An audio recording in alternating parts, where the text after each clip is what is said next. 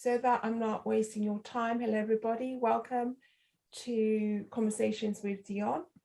Today I have special guest Ginger Burr, and there's something about Ginger that I've always wanted to ask her before we delve into it. Are you a natural redhead? I am, yes. Although, yes, I was born a redhead. Right now I do color it. So if I didn't color it, I would be completely white at this point, but I have a really great hairstylist who can get my hair pretty much to my natural color. So yes, I've always been a redhead. Wow. I'm English and Scottish. So, there you go. And the reason I've always wanted to ask you that is simply because of your name. That's why I was named Ginger. It Yeah. is. Oh, that's yeah. And was that your mother or your father that did that? Well, my full name is Virginia, and I was going to be Ginny. And then I was born with a full head of red hair. And so they thought, well, she can't be Ginny, she has to be Ginger. So yeah, it just happened immediately, apparently. So yeah. I love that. And neither of my parents has red hair. It's all from my grandmother, that kind of thing. Yeah. Yeah, generations back. Yeah, exactly. That is wonderful. I love that. I hope you don't mind me starting with that one. I love talking about being a ginger. I love it. I love it. It's beautiful. Thank you. Today, everybody, Ginger is an image consultant, fashion stylist. And as you can see, me asking about her red hair and the color she wears, which is really warm, and just by looking at her you might feel that warmth if you are in the UK experiencing snow right now when we are 2 weeks away from our spring. So that warmth that you're feeling and you're seeing on our screen is coming to you live. As I was saying, Ginger Burr, as I was introducing her, she's the founder of Total Image Consultants. She has a heartfelt belief that whether you are 25 or 85, you deserve to feel radiant and pulled together every time you get dressed. That's every morning, regardless of whether you're wearing a onesie or whether you're dressing for the office. She's an author of an amazing book that's called That's So You Can Create a Look You Love with Beauty, Style and Grace. And you can get that over at Amazon. She's been featured in Allure, Worth and Forbes magazine and Bloomberg Business Week. I'm not sure we have that in the UK here, but there are all brilliant, amazing publications. And I'd just like to say, welcome, Ginger, before we start and delve into this conversation. Oh, thank you, Dionne. I'm really excited to be here. So thank you for that lovely introduction. Oh, you're welcome. I'm really glad you are here today. Thank you. So as you know, my audience is mostly menopausal women. And as you can see, I kind of went into it a bit young. So it does range from 40 upwards, while some even 35 upwards. And therefore, talking about the color of what you're wearing, we would call that autumn, the autumn colors, to match your coloring in your hair. When women who often do the work before they enter their menopause, and when I say the work, I'm talking about working with their cycle, working with their period cycle. And so when I say these seasons, they know what I mean when I say, oh, I'm in my summer, I'm in my autumn, I'm in my winter. And the reason I'm bringing this up is because when we reach menopause, we are still in cycles. There is perimenopause, there's menopause itself, and then there's postmenopause. And now, as the conversation is getting wider and wider, we're able to recognize and honor the fourth. The fourth season is that stage where one is medically, one would say one is postmenopause, simply because they haven't had a period for 12 months. However, they are still experiencing very high other elements, such as hot flushes, sleepless nights, and therefore, although they are in their summer postmenopause, they are still in the winter in reference to experiencing lots of, I like to call them ailments rather than symptoms, high degree of them, and therefore they are between the seasons of winter and summer. So when you are faced with a woman who is in one phase of her life, but still extremely experiencing symptoms of the other, and therefore don't know what to dress for or how to balance those two extremes of her life and her health and her condition. What would you advise her to be the best thing to do?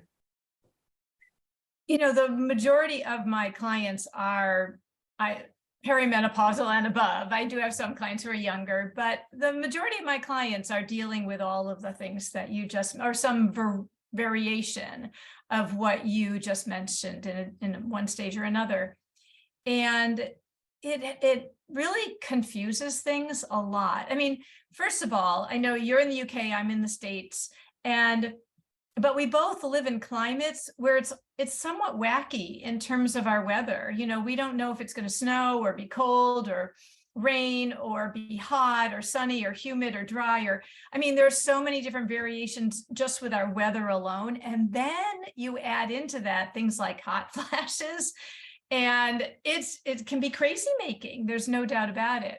So, and as you know, when someone goes into menopause, even if they don't gain weight, because there is a lot of belief that as you go into menopause, you gain weight.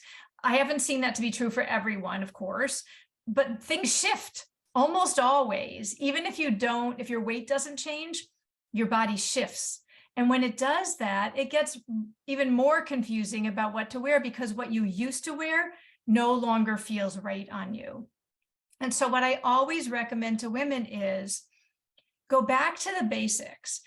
And I have 3 basics that you want to think about, and we can talk about these more, but I'll state them really quickly. One is, no matter what you're wearing, whether you're putting on a sweatshirt or a t-shirt or you're putting on layers, make sure your clothes are in beautiful, beautiful, beautiful colors for you, because no matter what, color is going to make you feel better. Secondly, make sure your clothes fit you properly, and that can also affect fabric, because as you're going through hot flashes and things, you want things that don't feel too heavy, that don't hold the moisture in. You want things that wick moisture. Things like modal, that's a rayon-based fabric, can be awesome. And the third thing is, no matter what, you always want to maintain your own personality in your clothes. So sometimes what happens is when women don't know what to do with their bodies, they just throw things on, like, ugh, I don't know what to do. Let me just throw this on. At least it, fits me more or less, usually boxy, shapeless. And then they don't feel good because it's not really representing who they are. So I always tell them to go back to those places. Well, let's talk about the word fitting. When you say make sure it fits you properly. Yeah. So the reason I'm pointing this out, and I want to just extend and get some more information on this, is some women, and also because of let's call this fat shaming, let's just say what it is, it's fat shaming. Some women don't want clothes that are clinging to their handles, clinging to their curves, because they don't want to be fat shamed. And whether they feel confident with their curves or not feel confident with their curves, some women don't want to do that.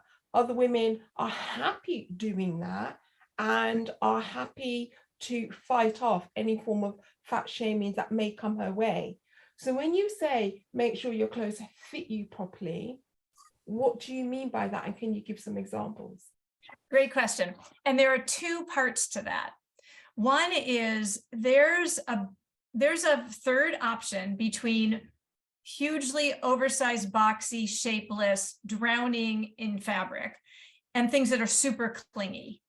There's clothes that just skim your body so that you're not necessarily seeing what's going on underneath, but you're also not becoming overwhelmed by too much fabric. So it's making sure that things just skim your body nicely. And also sometimes that also has to do with the weight of the fabric. Sometimes the fabrics these days have become so stretchy, thin, that they cling no matter what. So I would say if that makes you uncomfortable, avoid those fabrics. Find something with a little more body in it so that it just floats over your body. And the other thing is, go ahead. Do you have a question? Yeah, well, I was just saying that sounds amazing. It sounds beautiful. I can actually visualize it. I can see it.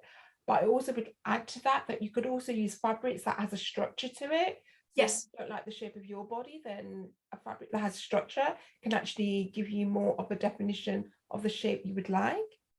Absolutely. I mean, something that, I mean, right now there are so many, I have clients who say, I need a tank top to go under something, but I don't want something clingy. And so many of them out there are clingy. So I'll do a search for like A-line tank tops, because then it starts out, you know, smaller and gets a little bit bigger. So anyone who has hips or a little tummy or anything like that, curves, basically just curves, which as women, we usually do. It just glides over them and doesn't cling in the places where you don't want it to cling. So yes, or something that has a little waist definition to it or a structure built in can either accentuate or enhance your curves without clinging, or it can give you the illusion of curves if maybe you don't have any curves, because some women, as their bodies shift, their hips may still be smaller, but they sometimes have a tummy. And so they feel like they lose their waist. And so they're a little bit straighter body, but they want to give, because they used to have a waist, they like that feeling and they want to give the illusion of that. So something that can give that definition or the illusion of having a waist can also be great. And the other part of fitting is making sure, you know, like what sleeve length is, you know, the sleeve lengths that end right here, those balance nobody's body. They are not a good, I know people call them bracelet length, but they're not a good length. I can guarantee that. So you either want it longer or shorter. And necklines that are super high are sometimes tricky to wear. A V-neck, a scoop neck, flattering on almost everybody. So there are little things, knowing what length of top works for you. There's a tool that people can use if they want to. I'm happy to share what it is if that's helpful, but understanding like how long something should be so that it balances your body takes the guesswork out of figuring out whether or not something is too short or too long or just right. That sounds good. That does sound good. Can you give me some examples in reference to what length or what style should a shorter woman wear to a taller woman? Say a woman who's over 5'8" to a woman who's between 4 foot to 5.5.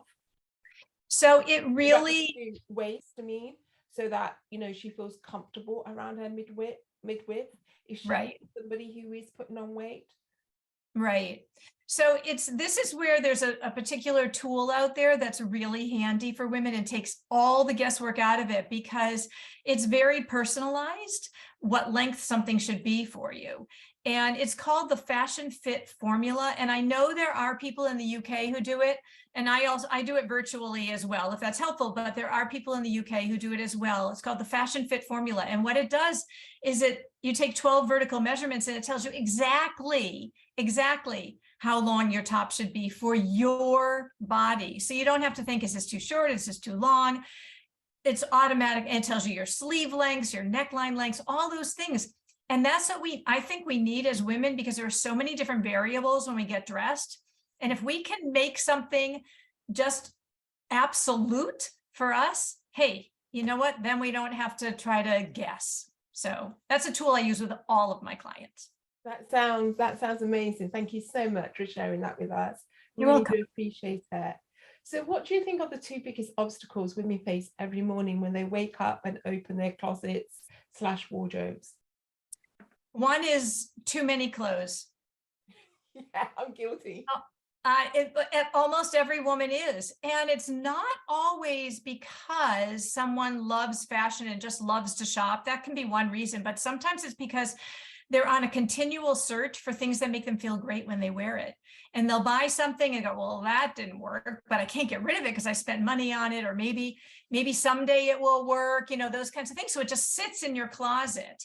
And when you open your closet and all you see is this sea of clothes, your eyes glaze over. You're like, I don't know, I can't deal with that. So you go back to the 10 or 20% that you always wear and you put those on.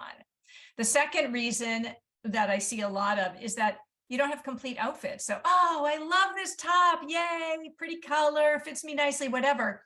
Oh, I don't know what pants to wear. Or you get the whole outfit on. Ugh, those shoes look terrible with it. Now I can't wear this, so I have to change into something else.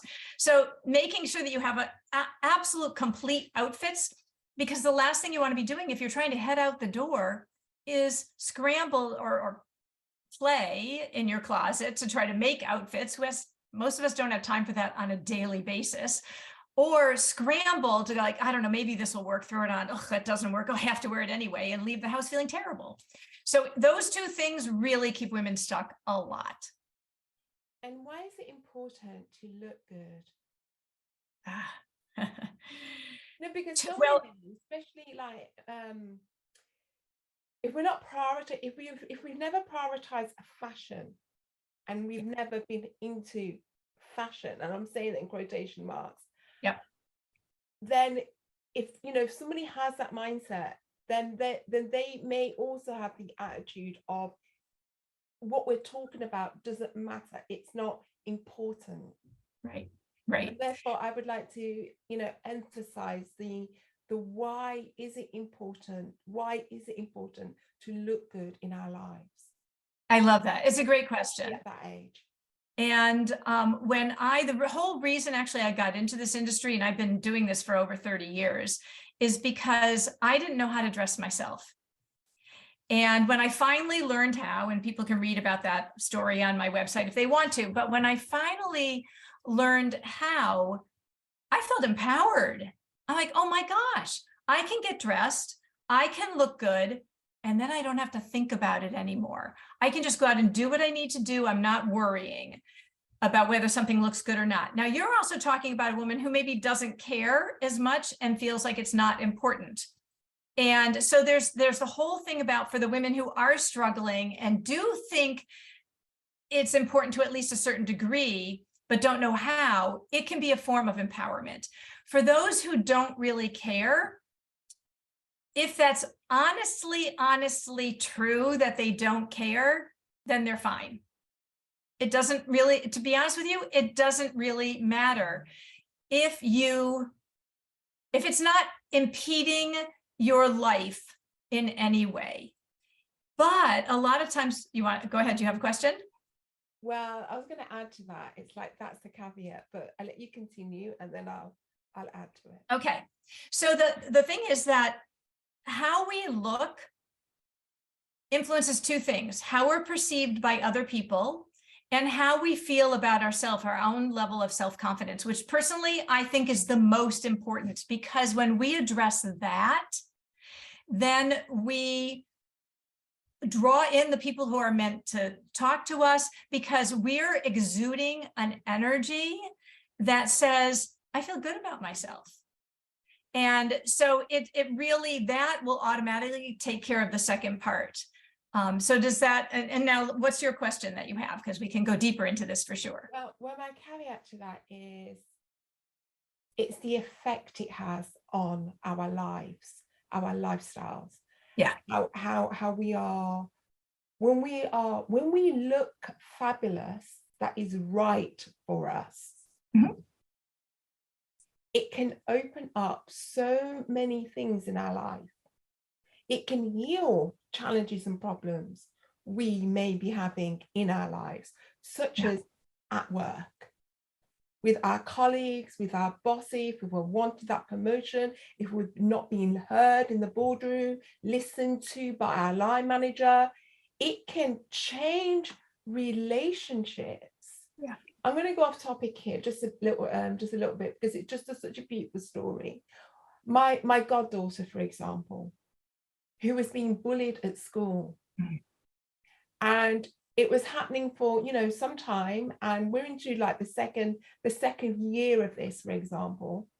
And I went to visit them, and they drove me back home, and I'd done a clear out of one of my closets, and I had all this stuff that was going to go on Vintage and eBay, and I had little bags for possible friends, things that was like so pristine new, that I had such like warmth of memories towards those items, that I didn't want to sell them. Money wasn't the thing I wanted to do. I wanted to give them to people that were important to me.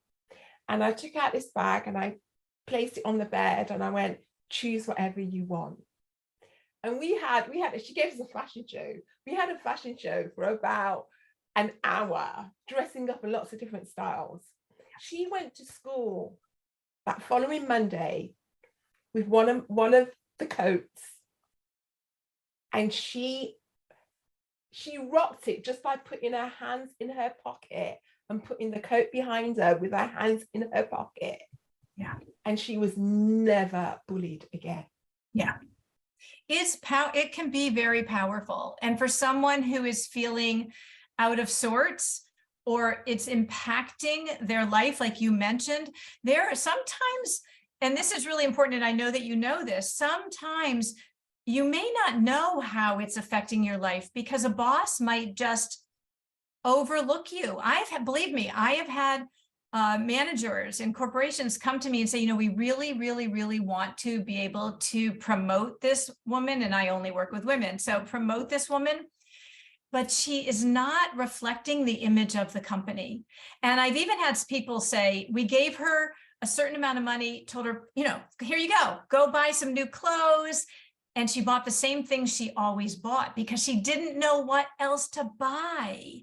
And so they called me in, and they handled it in a very nice way, because it can also feel a bit of shaming, as you had mentioned before. They handled it in a very nice way and put it forward to her as a perk. And what we did was we went out and looked at some of the brands that she really loved and felt comfortable in, but we made slightly different choices and paired things a little bit differently. So she still felt like her, but just a slightly more elevated version of herself, which made her happy and feel good and made her work environment feel promising, so that they did feel confident in promoting her. So sometimes you don't know how it's going to affect, and that's why it's really important to make sure that you feel amazing every day. And that is very doable. It really is, every day when you get dressed. Yeah, that's a perfect example. Thank you so much for sharing that.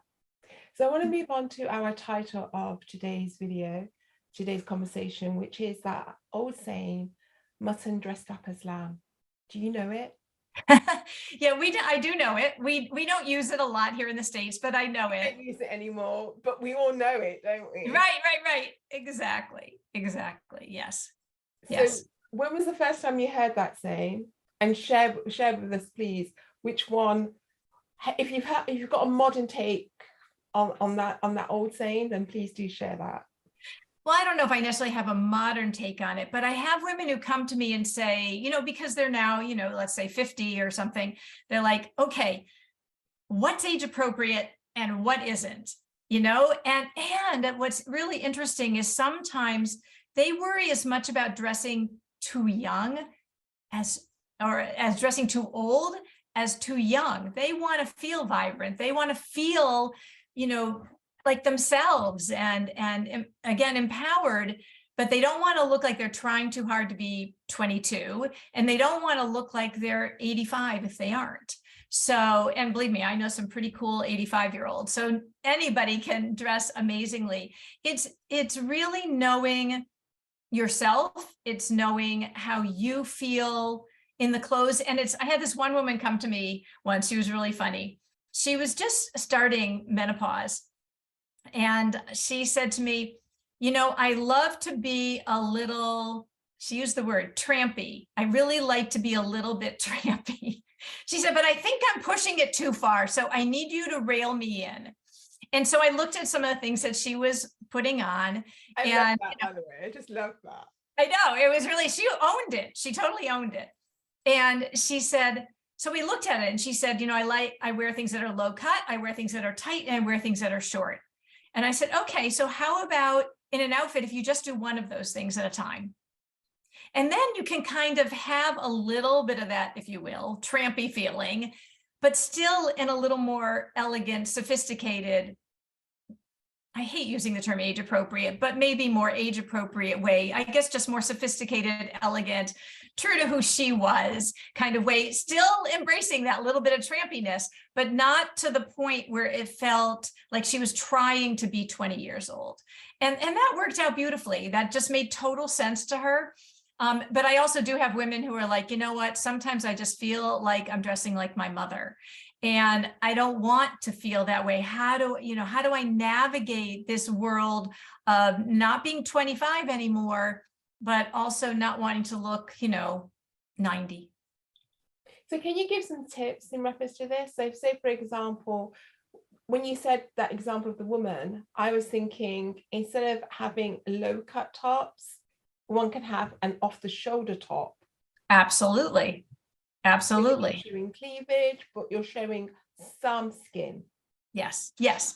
Well, that's really the key, is not showing skin like everywhere on your body. So yes, right now, one shoulder tops are beautiful. So there definitely are ways to do it. You can midriff tops are really in, and that can be very tricky. I love them. It makes me wish I were 25, 30, 35, whatever, again, because I would definitely embrace those tops that are, high-waisted pants and then a little bit of the waist showing and then the crop top. Love the look.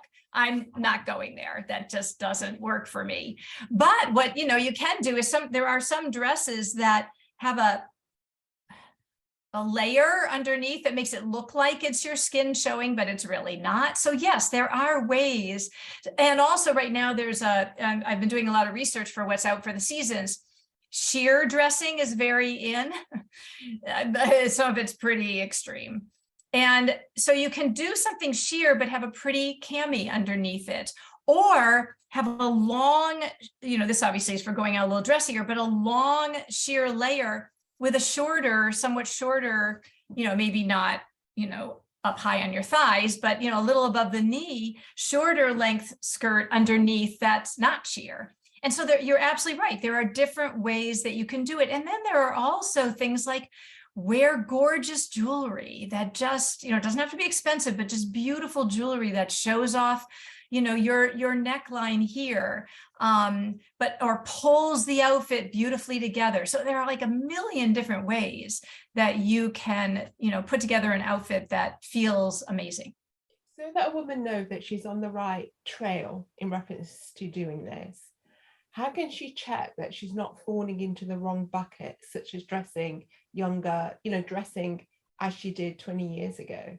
What type of reflective questions can she ask herself, perhaps? Well, this is really good, because one of the things that I do with all of my clients, and I won't shop for anybody, I won't do a wardrobe consultation with anybody until they do what I call an inner beauty consultation. And what that is I want to get into, and I encourage all women to at least start thinking about this on your own. Who are you in your heart and your soul? Forget about your clothes. Don't think about your wardrobe. Nothing to do with how you like to dress or your lifestyle or anything like that. Who are you in your soul, in your essence? And then you want to express that. So for instance, I have, one of my clients, one of her I call them inner beauty words. One of her inner beauty words is that she's refreshingly graceful. She's not going to be showing a ton of cleavage or really short. This is just not going to work for her. I have another client who one of her inner beauty words is that she's never truly tamed. She's going to do things that are a little more bold. She may do something that's off the, one shoulder and has a dynamic print to it or something really fascinating on it. And so what I always tell my clients is, if you're not sure about something, go back to your inner beauty words and see if what you're putting on reflects them. If it doesn't, then you want to tweak it, because first of all, you're going to feel out of sorts when you wear it. That's how we feel our best, is when we feel like we're being authentic in our clothes. And the inner beauty words are there to help you understand how to express that. If you're someone who's bold and quirky, you're going to wear something different from someone who's serene and, graceful, or there are like a million options. So that's the first step. That's the number one thing I tell people to go back to. Thank you so much for that tip. We do appreciate it. As an image consultant, what similarities do you see in a woman's wardrobe who is going through the menopause transition? So, as I mentioned, it's a body shift a lot of times, and often they've lost their waist a little bit. So they don't feel as comfortable in things that, let's say, tucking things in. They may not feel as confident tucking things in because they feel like it exposes their tummy more and they feel self-conscious. So it's then learning how to be able to either tuck in a way that doesn't make them feel self-conscious, or how do you wear things untucked in a way that don't make you feel frumpy. And so that's a matter of making sure it's the right length, making sure it skims your body, as well as, of course, always being an amazing color for you. The other thing is that sometimes they were somebody who used to run cold all the time, and particularly in our climates where it can be chilly like a lot. And now they have to be prepared for hot flashes and then going back to cold again. So that back and forth thing. So obviously layers are, even more critical. I mean, where we live, I think we both do layers a lot because of our location, but layers are even more important, and making sure that when you take off the outer layer, you feel comfortable in what you're exposing underneath. Because if something feels too tight or, isn't fitting you properly, whatever, you aren't going to want to take off that outer layer. So making sure that you can shed the layers as you need to and put them back on again. So those are two things that I find I have to work with clients a lot on, refining their layers and being able to feel comfortable with any body shifts that are going on. And in reference to everything that we've spoken about so far, a lot of this does sound like it means that the work needs to be done upstairs. But it's true, right? Oh, the 3 first words place you gave us is great, but before that, and even to just sort of emphasize how important it is that we create these 3 words for ourselves. What kind of mind shifts do you think is important for a woman to dedicate, to spend time upstairs looking at her mind, so that she really does take on this job of redefining her personal style to be able to create those 3 words for herself? You hit the nail on the head. And the first thing I want to say too about the inner beauty words is that they're all positive words, because sometimes we have a tendency as women to say, well, I'm a little obsessive and I'm a little like, no, we're not going there. These are positive words. And I once had a woman say to me, what if you don't have inner beauty? Which really made me very sad to think that she thought she didn't have inner beauty. Yeah. And I said, well, what makes you think that? And she said, well, I'm not perky, I'm not bubbly, I'm not upbeat, I'm not always happy. And I said, well, maybe you're a little edgy, or maybe you're intense, or maybe you are, quietly dramatic or unconventional. I mean, there's a million different things, and those are all that's all inner beauty too. So I just want to put that out there for anybody who's saying, well, I'm not just a bouncy kind of person. And the other thing is, you're right, we can stop ourselves cold with our minds. And I have been shopping with women sometimes where I will, as we enter a store and I hear them go, ugh, it's too much. Oh my goodness, we'll never find anything. It's all too expensive, all that kind of thing. I stop them. Take a breath, take a breath. Visualize yourself finding something that's amazing. You don't have to be able to see that specific piece, but visualize the feeling of putting something on that makes you your heart sing, that makes you really happy to get dressed, and then shop, because then you'll have a better, more positive experience. And the other thing is, I see this all the time, particularly for women who don't really like to shop, is they go shopping and maybe they don't see a lot that they like, but they have to buy something. So what they do is they settle for good enough. That's what I call it. You can say settling for decent, settling for okay, settling for not horrible. Those are never that's never, ever, ever what we're looking for. So if you find yourself picking it up and saying, yeah, this is fine, this is good enough, feel your energy. Yeah, don't put it back. Leave the store if you have to, and wait until you can find something that's really perfect. It's worth it. We don't need a million clothes in our closet. We only need the things that make us really happy to get dressed. And it's worth it to hold out for those things that, make your heart sing, and that you can create a complete outfit and you feel delighted to get dressed every day. Always worth it to hold out for that. Thank you. Thank you so much for those shopping tips. Really appreciate it. So how, please tell us before we excuse me, before we end, tell us a little bit about how you transform women in 6 weeks. Oh, in my Create Your Personal Style in 6 weeks. I love this class. It is so much fun. We just finished one. And I started it when COVID hit. I had always wanted to create a class where I was there teaching it live and I could answer specific questions and personalize things for people. And I had never had the time before, but then when, the pandemic hit, I had time, and it's been incredibly popular.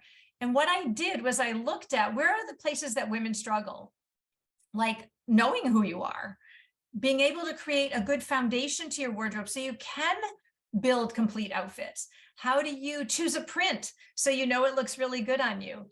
How do you choose shoes? Ugh, that one makes everybody crazy. And how do you choose jewelry? How do you create a capsule wardrobe, a few number of pieces that you can make lots of outfits with? And I created a class on each one of those topics. And I encourage the women to ask questions, like send me a picture and say, which one of these shoes looks better with this outfit? And we'll talk about why. I'm decent at PowerPoint, so I can even go in and see if this top were 2 inches shorter, look, it would just balance your body better. And I can do all those little things for them. So it's super fun. I do like to say one thing. It's the name of the class is Create Your Personal Style in 6 weeks. It gives you all the information you need. Will you have a magically transformed complete wardrobe at the end of 6 weeks? Probably not, but you'll have the tools that you need, and you will have had my support during those 6 weeks to take you a long way. And then you have the information you need to continue that journey. So yeah, it's a lot of fun. And it sounds like the way that you've actually structured this program is that women also get the camaraderie of each other, because I find that a woman's compliment, when a woman compliments another woman, yes, it's far more profound. It has a longer lasting effect. It has a bigger effect on a woman's mind than when a man compliments a woman. I totally agree. And yes, it's a very supportive energy. And I just did, because I've been doing this class now for 3 years, I just did the 2nd annual reunion of the Create Your Personal Style in 6 weeks. And I invited women to come, and a whole bunch of them came, and they were sharing their successes. They were sharing something like, look, I'm getting rid of this because it's a terrible color, or whatever it might be. And they shared resources. And it was such a fun night. It's all done on Zoom. And then they got that whole list of resources. I can't tell you how many of the women wrote to me after and said, that was so fun. I loved seeing what the other women had, how they had transformed, their wardrobe to a certain extent, and the resources were helpful. And it's so much fun. It really is. Sounds amazing. So yeah, we have got a link in that, a link for that in and around this video. So please take a look, click on it, look at the landing page and reach out to Ginger. Is there another way that people could reach out to you? Oh, sure. They can reach out to me through my website at totalimageconsultants.com, or email me at ginger@totalimageconsultants.com. And I want to say, since you're in the UK, I have had women from the UK join the class. I've even had a couple of them come live, which means it's like, midnight or something. But you get the recording the next day. So if you can't, for some reason, be on the call live, you can watch the recording and then send in questions, and I'll answer them during the class. So just in case, but there are some people, I remember there was one woman who says, yes, I'm sitting here on my bed, I'm watching. I'm like, oh my gosh, it's midnight where you are. I do. I've got one class that starts at 1 a.m. Oh my gosh. You're a riot. Dr. Forbes Riley. So yeah, totally. I love it. So before we go, got a quick fire round, and it's only about 5 questions. Number 1 is there anything you wish that you would have done differently in the pandemic? Oh my goodness. That's an interesting, to be honest, I don't think that there is. I really felt like I made the best of what was going on, and I tried to find the silver lining in it. And so I've been okay. And I'm blessed that none of my family has, had anything severely. So I hope that's been true for other people too, but I can't think of anything I would have done differently. That's great. You'll die with no regrets. In fact, I know, really. When you look back at this video, you'll be proud of that. Yes. You're like struggling to trying to find one. I'm like, no, there's not one. Don't struggle to find one. Vintage or designer? For me, it would be designer. And I then- think vintage is fascinating, but it's not as much my style as designer. So And what's your favorite designer? I am very, I always enjoyed Joseph Ribkoff. He's a Canadian designer. And no, this is actually Madeline, which I like. But Joseph Ribkoff is one of my favorite designers. And have you got a second? And a second one, lately I've actually, and I know they also have this in the UK, I've been enjoying the Cabi, CABI line of clothing. They've really had some beautiful things, and they did a great job during the pandemic of keeping things available, which was tricky during the pandemic. So yeah, I really enjoy. I mean, I'm not talking, really fancy, super expensive designers in either of these cases. Most of my clients are kind of middle of the road like I am. So yeah, Cabi is a nice line. And going past fashion now, Apple or PCs? Oh, Apple. I have an Apple. And what was your, or if you, I don't know if you changed them, if you swapped them out, but would you mind sharing your 3 inner beauty words with us? Oh, I'd be happy to. And there's actually 4 of them. So my first one, it always feels embarrassing to say this word, but my first word is exquisite. So for me, everything has to feel totally pulled together, completely. Yeah, it just has to fit properly, all those things. So exquisite. Controlled fire, you'll love this. It's, I'm a redhead, so fiery, but I'm also English. So we have that control there. I'm not over the top fiery. I'm definitely controlled fire. So this is as wild, as crazy as I get with a print. Kindly diplomatic, very, very, very important to me. And that's also how I lead my classes, as I'm always very kindly diplomatic in the information that I impart to everyone and feedback that I give. And the last one, which I also think is a very English trait, is I'm seriously determined. I know you're determined also. We talked about this earlier. Seriously determined. So I need very clean lines. I need, I can't do a lot of frills and fluff, and it doesn't work for me. I have lots of clients for whom that works. For me, nope, has to have nice, straight, clean lines for the most part. And how does diplomatic happen in the wardrobe as well? It's a softer. So for instance, when I really want to exude kindly diplomatic, it will be in softer fabrics, slightly softer colors, nothing that's going to be standoffish. I want to appear approachable. And so the kindly diplomatic will always be in gentler designs like that. Nothing too stiff or sharp, or harsh, or what? Or bold. Or too bold. Right. Exactly. Yes. Yes. Good question. And can you share your morning ritual? Oh my goodness. All right. So let's see. I have 6 cats, so they take a lot of my time. So my morning ritual is get up and do all my bathroom stuff, and then I take care of my cats. So I feed them and fix all their boxes and all that kind of thing. And then I come down to my office and I get everything sorted away, and so the rest of the day can run calmly. And then I work out. I have a Zoom session I do 6 days a week. And so I work out every day, and then I'm off to the races with my day. Well, it's good job that I did some different quick round fire questions, because my standard fire round questions is cat or dog. Oh, now you know. And one question I forgot to ask you that I wanted to, what was the first item you bought that you felt was an item of going in, an item of age, an item that you, not necessarily your mother wore it, but you recognized, oh, this is a grown woman item. Do I want to buy this? That's a really interesting question. I've never been asked that question before. And the first thing that pops into my head is many years ago, remember I mentioned that, I finally found someone who could I think I mentioned this, who could train me and teach me what I needed to know so that I felt confident getting dressed, because I struggled through my teens and my 20s. And this woman, her daughter actually was a designer for Nicole, name just went out of my head, but one of the designers out there. And we got invited to the fashion show in New York. And I remember going to this fashion show wearing this amazing, gorgeous jacket in an animal print.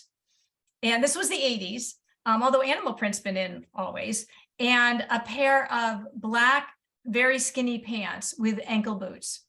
And I thought, oh my gosh, this is what it's like to really feel pulled together. I didn't have my inner beauty words at the time, but now I look back and it was perfect for my inner beauty words. I felt like $1 million. I felt like, okay, I just graduated. This is how I want to look and feel all the time. So yeah, that was a turning point. I was probably 31 or 32, something like that at the time. And that I still remember that outfit. It was amazing. I love that word you just used, graduated. Yeah, I did. I graduated. I love that. I graduated into womanhood. Yes. Love that. That's wonderful. And lastly, is there a question that I didn't ask you that you wish I had? Oh, you've asked so many amazing questions. You know what? I have to be honest. I don't think that there is. I think you've been very complete. And, I just encourage women to don't ever settle for good enough. If you got nothing else out of this, just make sure that you look at something and you go, I'm excited to wear this. This makes me smile. It sparks joy. It feels beautiful. I don't know, whatever makes you happy and captures that. Just don't say, oh, this is okay. We want it to make you feel amazing. So Dionne, I think you've done a great job. It's really, really fun to talk with you. You've asked some questions I've never been asked before, which is amazing because I've been doing this a really long time. So awesome. I love it. I love it.